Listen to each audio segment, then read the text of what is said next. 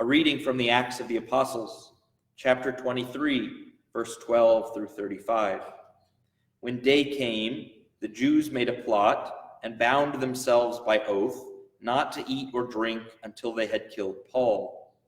There were more than 40 who formed this conspiracy. They went to the chief priests and elders and said, "We have bound ourselves by a solemn oath to taste nothing until we have killed Paul.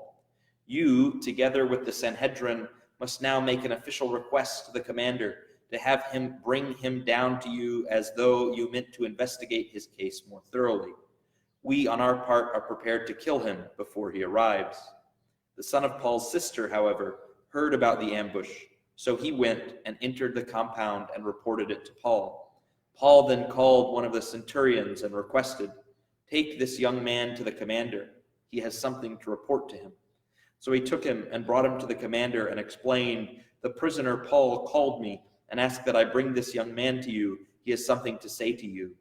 The commander took him by the hand, drew him aside, and asked him privately, "What is it you have to report to me?" He replied, "The Jews have conspired to ask you to bring Paul down to the Sanhedrin tomorrow, as though they meant to inquire about him more thoroughly, but do not believe them. More than 40 of them are lying in wait for him. They have bound themselves by oath not to eat or drink until they have killed him. They are now ready and only wait for your consent." As the commander dismissed the young man, he directed him, "Tell no one that you gave me this information." Then he summoned 2 of the centurions and said, "Get 200 soldiers ready to go to Caesarea by 9 o'clock tonight, along with 70 horsemen and 200 auxiliaries.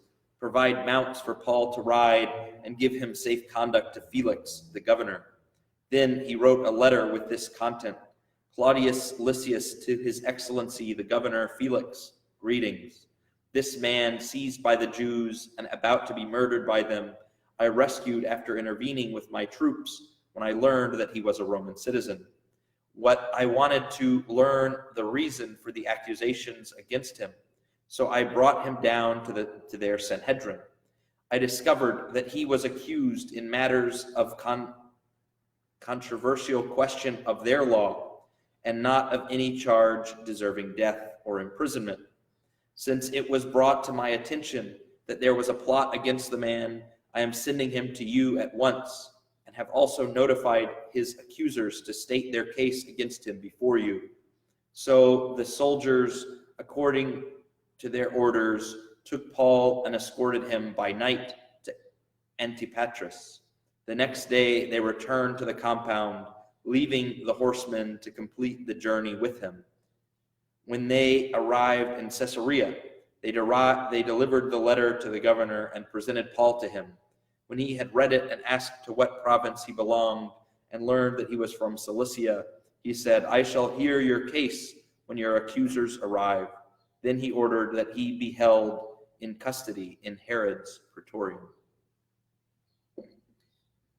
In our reading today, we hear how when confronted with the truth, sometimes the only option that people can think of is to silence it, rather than to face the truth or to challenge that it is the truth.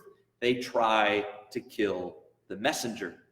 Paul was a messenger of truth because he was a messenger of Christ Jesus. And so there were men who sought to kill him because he wanted to challenge their way of life. When we challenge someone's way of life, that truth that we are presenting to them becomes personal. They are stuck with the realization, do I do what I do not want to do for the truth? Or is everything that I have been doing a lie? And thus I need to change my life for the truth.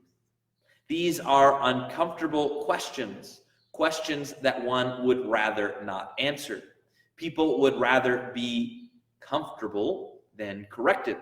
As we've read in the Proverbs, if you correct a fool, they will reject you. But if you correct a wise man, he will change.